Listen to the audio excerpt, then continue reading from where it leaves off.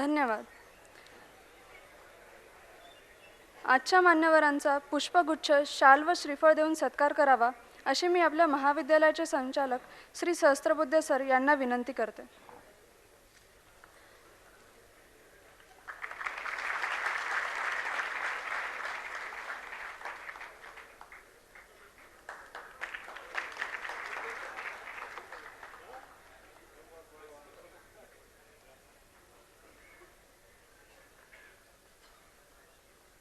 धन्यवाद. Karl Marx, एक विचार, एक जीवन पद्धती, सामाजिक, राजकीय व सांस्कृतिक जगावर अधिराज्य गाजवलेली एक चळवळ आणि याच मार्क्स विचारांचा आजच्या जगावर आपल्या संविधानावर असलेला प्रभाव आपल्यापर्यंत व्याख्यानाच्या माध्यमातून पोहोचवण्यासाठी श्री अजित अभ्यंकर सर आले आहेत. माननीय श्री अभ्यंकर सरांचा परिचय पुढीलप्रमाणे. सरांनी BMCC पुणे येथून M.Com तसेच MA संस्कृत या पदव्या संपादित केल्या. तेथेच त्यांनी 16 वर्षात ज्ञानदानाचे कार्य देखील केलं. विद्यार्थी दशेत त्यांनी डाव्या चळवळीत सहभाग घेतला. श्रमिक विचार या नियतकालिकाचे ते संस्थापक सहसंपादक. 1997 साली नोकरी सोडून त्यांनी मार्क्सवादी CPI पूर्णवेळ कार्य सहभाग घेतला. त्यांचे बरीचशी पुस्तके देखील प्रसिद्ध आहेत. बहुराष्ट्रीय कंपन्यांच्या विळख्यात भारत, एनरॉन, धर्मनिरपेक्षतेला आव्हान अशी त्यांची पुस्तके देखील प्रसिद्ध आहेत. सर सध्या सिम्बायोसिस इन्स्टिट्यूट येथे व्हिजिटिंग फॅकल्टी म्हणून कार्यरत आहेत. आता मी अभ्यंकर सरांना विनंती करते की त्यांनी मंचावर यावे, तसेच इतर मान्यवरांनी स्थानापन्न व्हावे अशी मी विनंती करते. धन्यवाद. संस्थेचे सन्माननीय संचालक प्राचार्य डॉक्टर सहस्त्रबुद्धे, आपल्या इथले अन्य प्राध्यापक श्रीमती सेलमनकर, श्री वग्गे आणि अन्य उपस्थित प्राध्यापक आणि विद्यार्थी मित्रांनो, मैत्रिणींनो,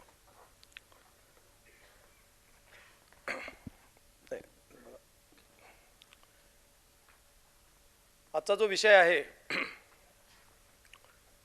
तो कार्ल मार्क्स आणि 21वे शतक असा आमचा आधी बोलणं झालं होतं. त्याच्यामध्ये अर्थातच आपल्याला भारत आणि संविधान ही दोन मुद्दे घेऊन कार्ल मार्क्सचा विचार समजावून घ्यायचा आहे.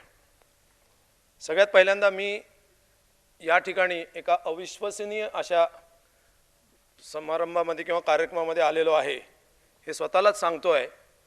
याचं कारण महाविद्यालयामध्ये वैचारिक व्याख्यानमालेसाठी संपूर्ण ऑडिटोरियम विद्यार्थ्यांनी भरलेलं आणि निस्तब्ध शांततेमध्ये तुमची व्याख्यान नव्हे तर व्याख्यानमाला चालू आहे.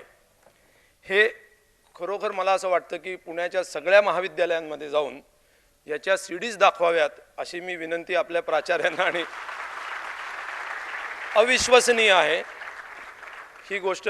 खरोखर आपण सर्व विद्यार्थी, आपले प्राध्यापक हे खरोखर कौतुक शब्द मी त्या अधिकाराचा नाही, परंतु निश्चितच अभिनंदनाला पात्र आहेत, अनुकरणीय आहे.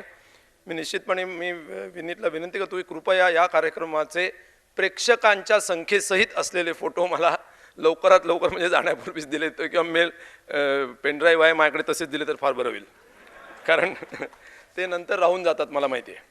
तर मी सगळ्यात पहिल्यांदा अतिशय समाधान व्यक्त करतो याच्याबद्दल आणि अतिशय आनंद व्यक्त करतो. आपल्या महाविद्यालयामध्ये आणि मी जो विषय बोलणार त्याच्यामध्ये खूप साम्य आहे. ते असं की कार्ल मार्क्स हा 1813 ते 1883 आणि आपलं कॉलेज त्यामध्ये स्थापन झालेलं आहे म्हणजे 1854. बरेच लोक असं म्हणतात की कार्ल मार्क्स जुनं 150 वर्षापूर्वीचं तत्त्वज्ञान ते आता कशाकरता सांगता येते, आता एकतर कालबाह्य झालेलं आहे. तर मी 1854ची आठवण अशासारखं दिली की 1854 साली स्थापन झालं म्हणून जर इंजिनिअरिंग कॉलेज हे कालबाह्य होत नसेल तर त्याच न्यायाने, आणि ते होत नाही म्हणूनच तुम्ही इथं आहात एवढ्या मोठ्या संख्येने, किंवा 1642 साली जन्मलेला न्यूटन आणि त्यांनी सांगितलेलं कॅल्क्युलस आणि मेकॅनिक्स हे क्वांटम मेकॅनिक्सच्या सुधारणेसहित किंवा अपवादासहित का होईना, परंतु तुम्ही शिकता आणि तुमचं संपूर्ण मेकॅनिकल इंजिनिअरिंग हे न्यूटनचे जर तुम्ही लॉ ऑफ मेकॅनिक्स जर वगळले तर मला वाटतं काही चालू शकणार नाही. मी जरी त्या शाखेतला नसलो तरी एवढं मला निश्चित माहिती आहे.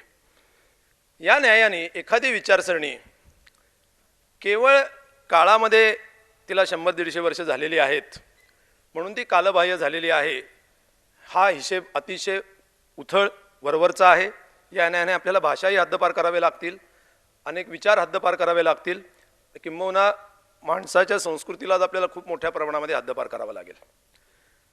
तेव्हा कार्ल मार्क्सचा विचार हा नवा आहे का जुना आहे हा प्रश्न नसून तो योग्य आहे का अयोग्य आहे आणि तो आजच्या कालाच्या संबंधामध्ये लागू होतो का नाही हे आपल्याला बघणं आवश्यक आहे. कार्ल मार्क्स, मी माझ्या व्याख्यानाचे 2 भाग करतो.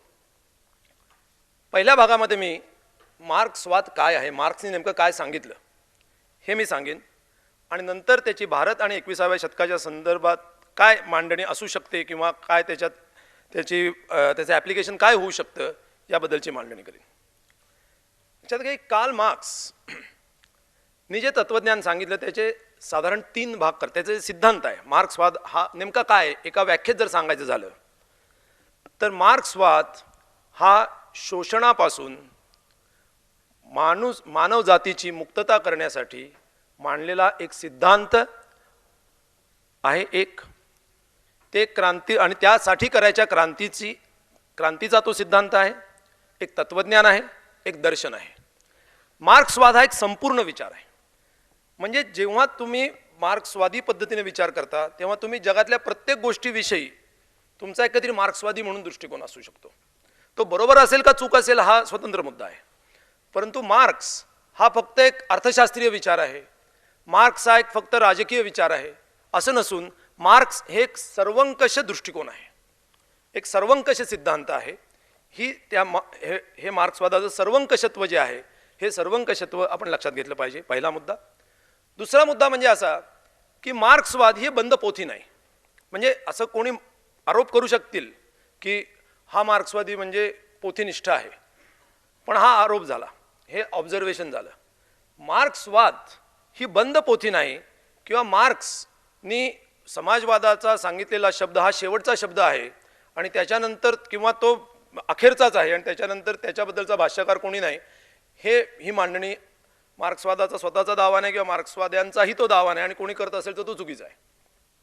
आणि म्हणूनच आपल्याला असं दिसेल की मार्क्सनी मांडणी केल्यानंतर त्याच्या सिद्धांताला धरून पण थोड्याशा वेगळ्या परिस्थितीमध्ये ताबडतोब लेनिनने एक नवीन सिद्धांत मांडला की जो मार्क्सवादाच्याच पहिल्या सिद्धांताचं एक पुढचं रूप होता. तसं आपल्याला आपल्या फिजिक्समध्ये सुद्धा अनेक ठिकाणी दिसतं.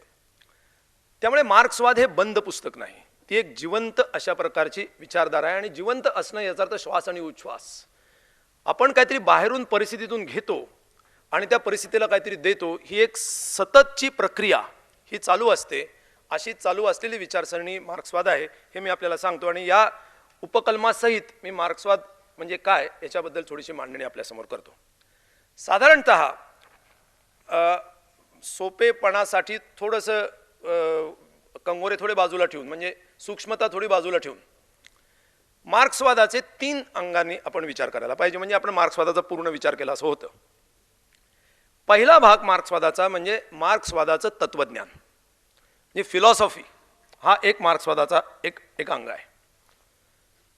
दुसरं अंग आहे मार्क्सवादाची आर्थिक मीमांसा, म्हणजे मार्क्सनी केलेली किंवा मार्क्सवाद्यांनी केलेली आर्थिक मीमांसा.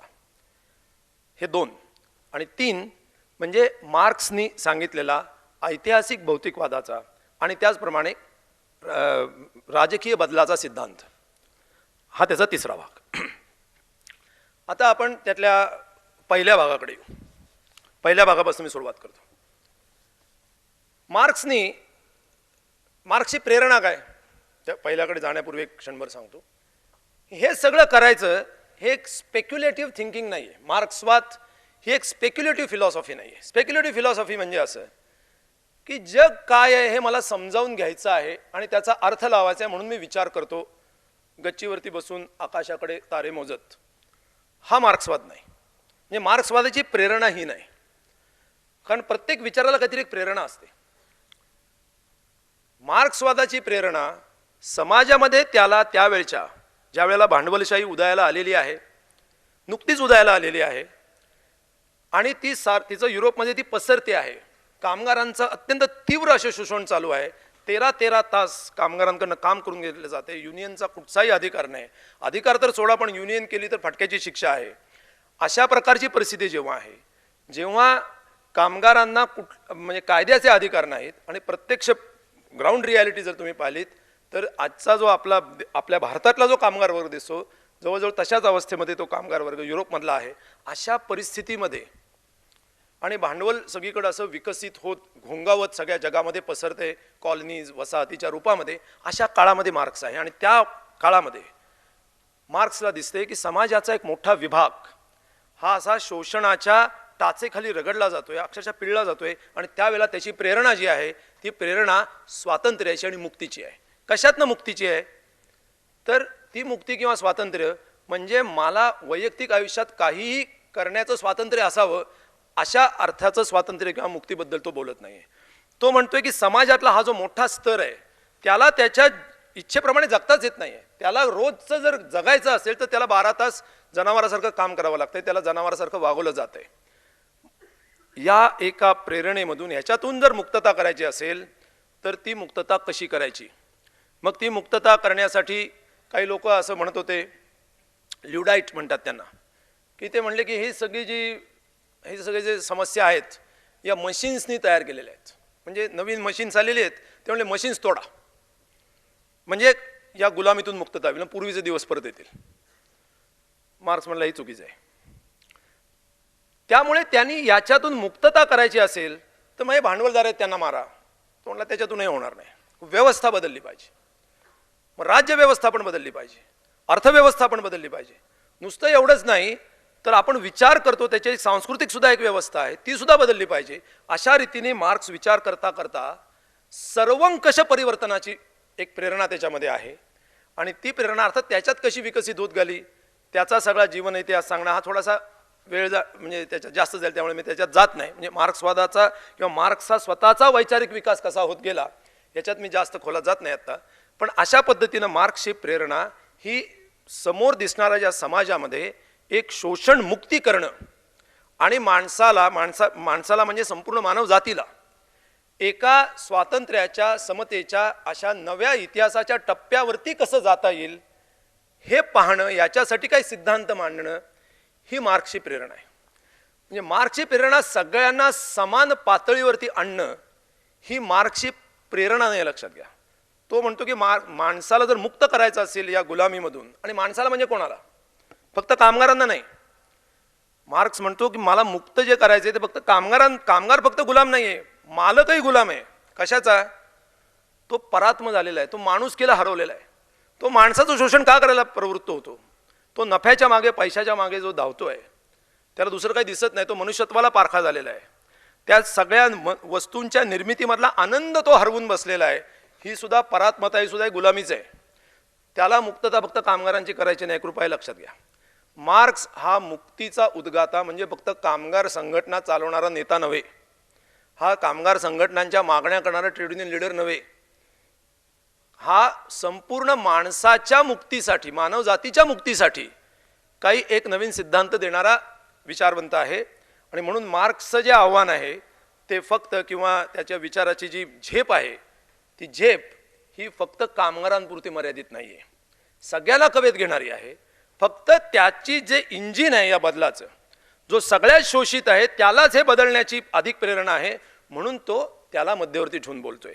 उद्याचा समाज निर्माण करण्यासाठी